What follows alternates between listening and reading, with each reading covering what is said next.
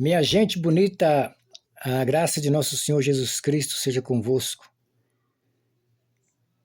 Que Deus nos abençoe neste dia mais uma vez e nos conceda da sua misericórdia para continuarmos falando a respeito da matéria da escatologia bíblica. No outro vídeo eu falei, frisei várias vezes, e é bom que você guarde, né, o escatom remeron, último dia, e escatói remerói, últimos dias. Então nós estamos vivendo aí os últimos dias da Igreja de Jesus Cristo na Terra, o momento em que a Igreja está sendo perseguida, coagida, combatida, mas é bom observarmos que Satanás mudou a estratégia dele. E lá na arena, né, lá nos crentes lá do princípio da igreja, os cristãos que morriam ali, devorados pelos leões no Coliseu, né, a perseguição era ferrenha e era física. Hoje o diabo não mais persegue fisicamente, pelo menos no Brasil, os cristãos. Hoje a maior arma de Satanás, a maior arma do diabo hoje em dia tem sido deixar o cristão, o crente, à vontade. Essa tem sido a arma de Satanás para desviar, desvirtuar, enganar, seduzir o cristão. Então hoje ele deixa os crentes à vontade. Os crentes nunca ficaram tão à vontade como estão nos dias de hoje, certo? E a maioria deles, uma boa parte deles, à vontade no sentido financeiro, conta gorda, conta alta, né? Jatinho para viajar, você entendeu? E tudo do bom do melhor. Né? Mas não é essa a perspectiva da igreja, não são essas características da noiva de Cristo, certo? A igreja é peregrina na terra, a igreja não está no status, a igreja não está na mídia, entendeu? A igreja continua sendo perseguida, continua sendo rejeitada, continua sendo rechaçada. E eu estou falando da igreja de Jesus Cristo, não estou falando de denominação, não estou falando de organização, não estou falando de institucionalização, eu estou falando do corpo de Cristo, eu estou falando da coluna da verdade, eu estou falando daquela que carrega a glória de Deus nela, eu estou falando daquela que transporta o caráter de Cristo, a noiva do Cordeiro, aquela que está mostrado no Apocalipse, nas 7 igrejas da Ásia, ela está mostrada lá como a igreja de Filadélfia. É a igreja que ama, é a igreja que perdoa, é a igreja que faz missões, certo? Nós estamos vivendo na época de Laodiceia. O modelo da igreja de hoje é Laodiceia. Igreja rica, igreja, né, que ostenta, entendeu? Igreja que posicionalmente, né, está aí para todos verem e aplaudirem. Né? Jesus disse, ai de vós quando todos estiverem dizendo o bem de vocês. Jesus, cuidado, tome cuidado, viu? Quando todo mundo estiver dizendo, falando o bem de você, dando tapinha nas costas, elogiando, tá? Andando de mão dadas, então cuidado. Então, gente, continuando, eu falei dos 4 impérios, da visão que Daniel teve da estátua, tá? Só retomando rapidinho, a cabeça de ouro, né, Babilônia, né, o peito de prata, né,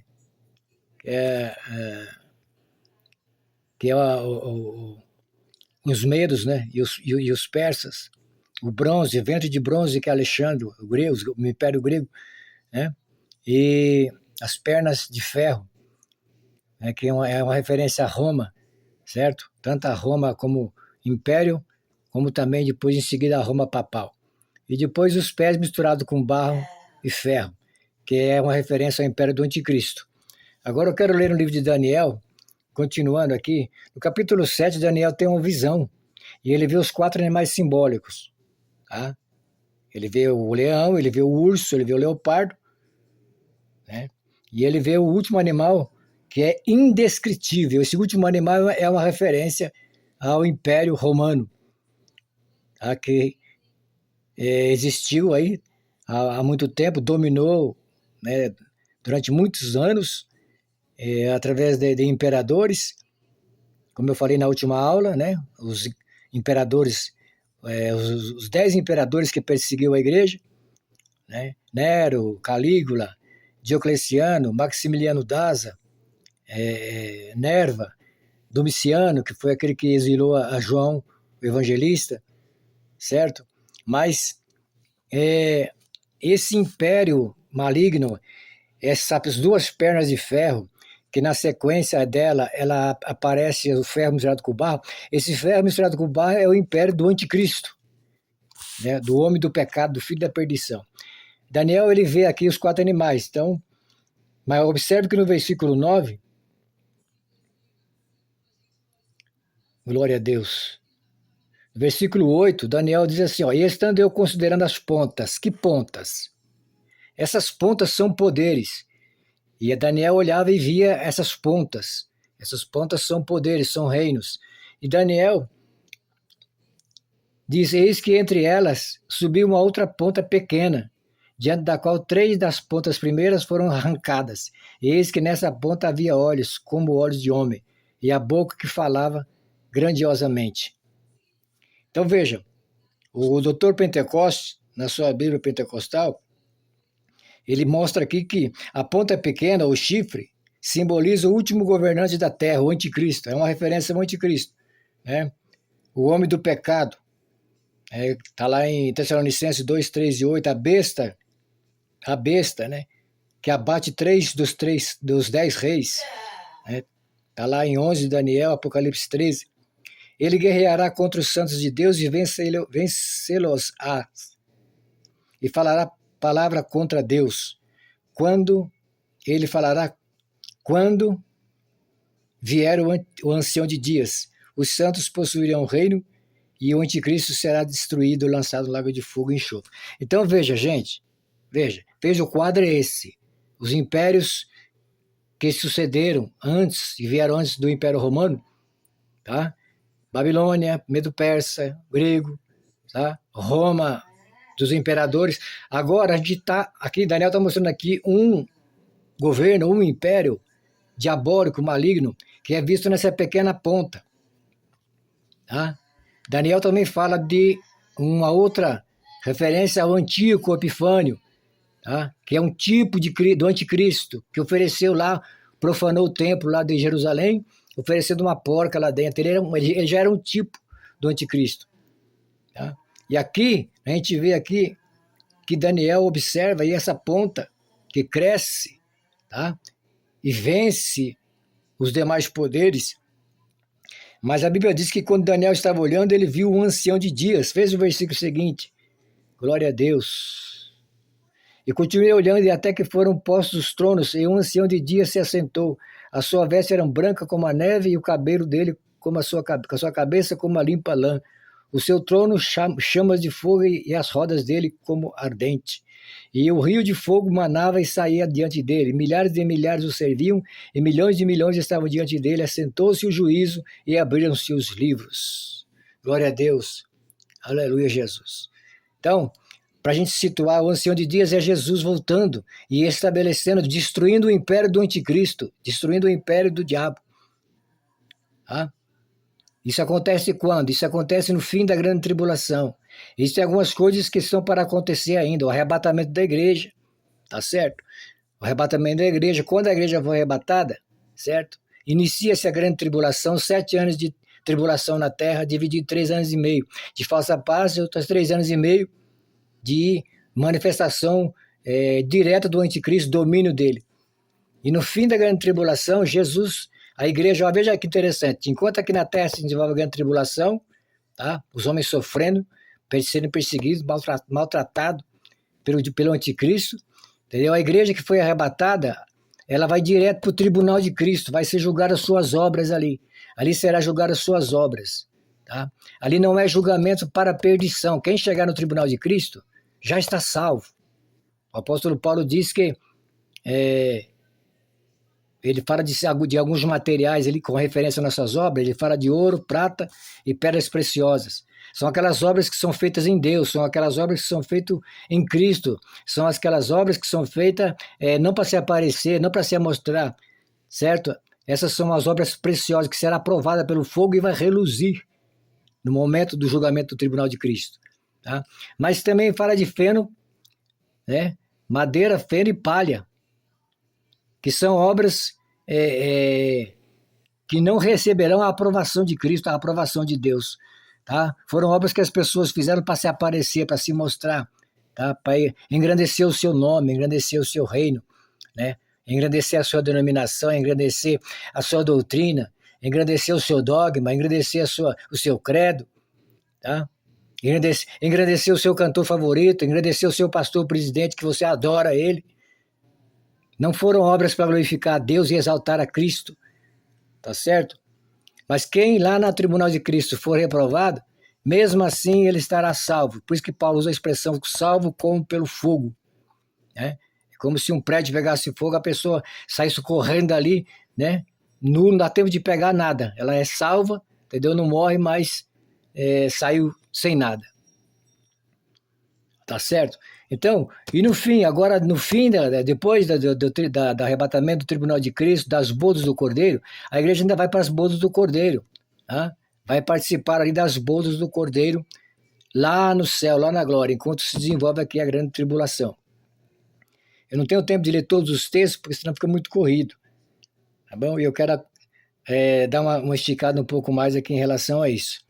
Gente, agora nós estamos falando do império do anticristo. Tá?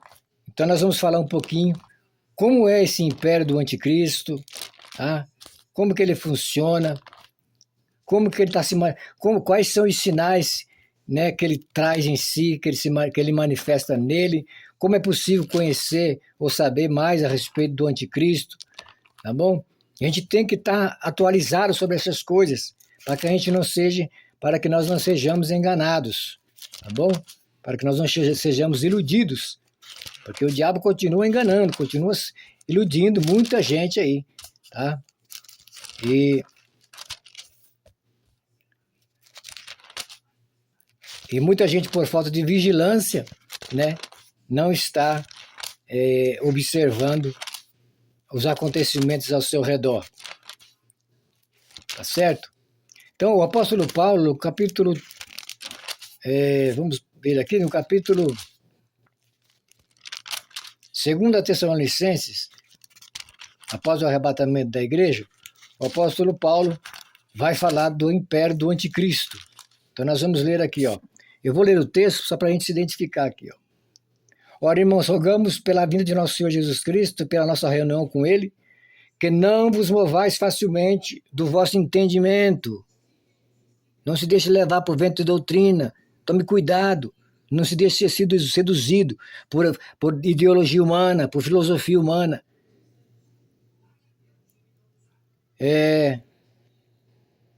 Ora, irmãos, rogamos pela vinda de nosso Senhor Jesus Cristo e pela nossa reunião com Ele. O que é a reunião com Ele?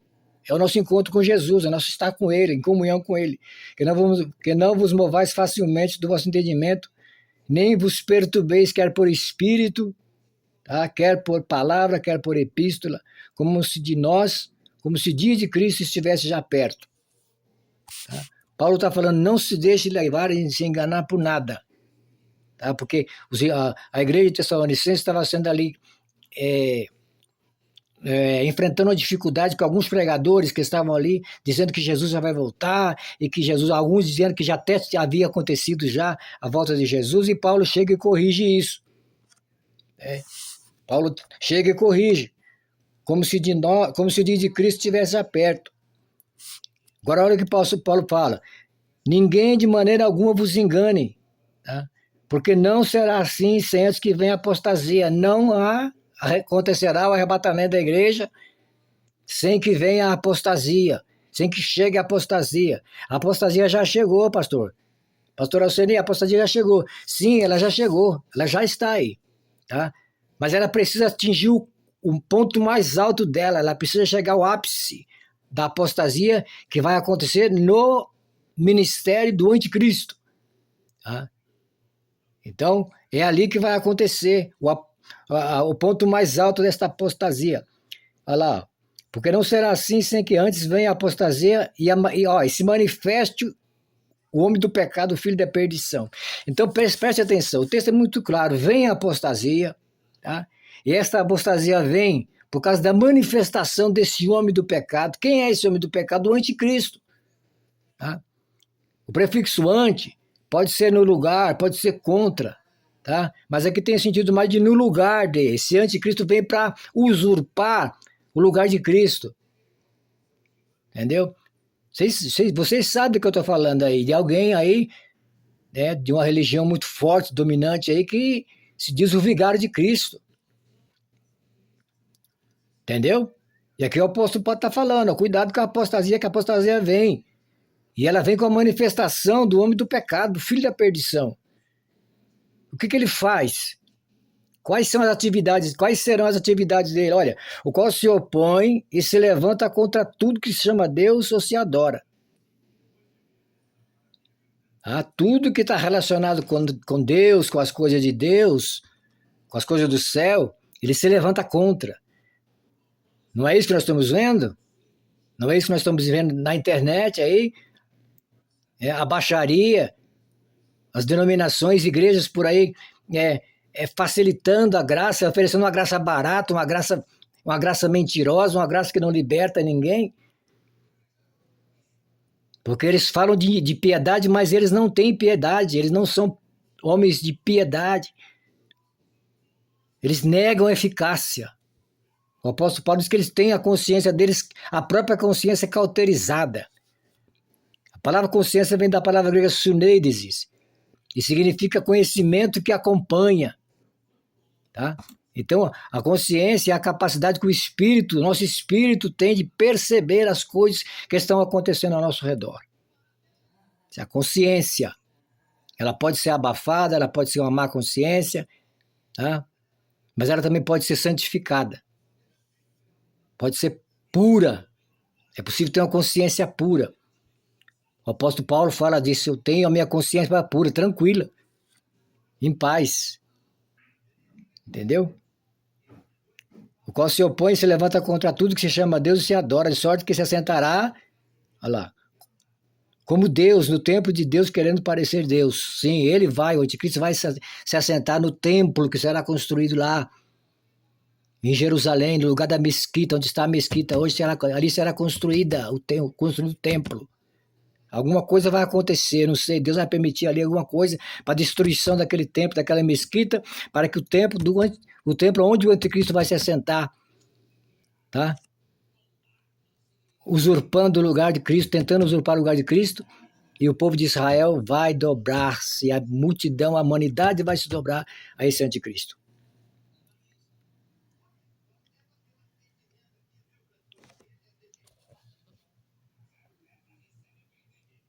O comentarista Dr.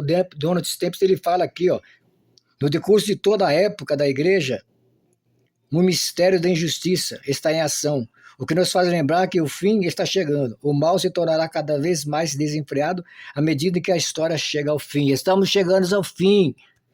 É o mistério da injustiça que opera. Entendeu? É o mistério da injustiça que opera através do adultério, pastores adulterando, pastores trocando de mulher que nem se troca de meia. Você entendeu? Gente vendendo, gente ganhando dinheiro através do louvor, pseudo louvor que não é louvor coisa nenhuma. Não é louvor, nada mais é do que autoajuda. Gente vendendo autoajuda, vendendo mensagem para massagear o seu ego, para você comprar a sujeira dele. É o mistério da injustiça operando. Ele vem operando desde lá de trás e agora vai aumentar, está aumentando cada vez mais. Glória a Deus. À medida que o mistério da injustiça predomina, a apostasia na igreja atingirá proporções cada vez maiores. Viu? A apostasia moral, ela começa primeiro com uma apostasia moral, depois, aliás, uma apostasia teológica. Ela começa primeiro com uma apostasia teológica, os homens vão apostatando teologicamente, tá? Mas moralmente ainda andam ali, enganando, mas depois ela vai se transformar numa apostasia moral, tá? Todo tipo de impiedade, de prostituição, de maledicência, de maldade, tá? de pornografia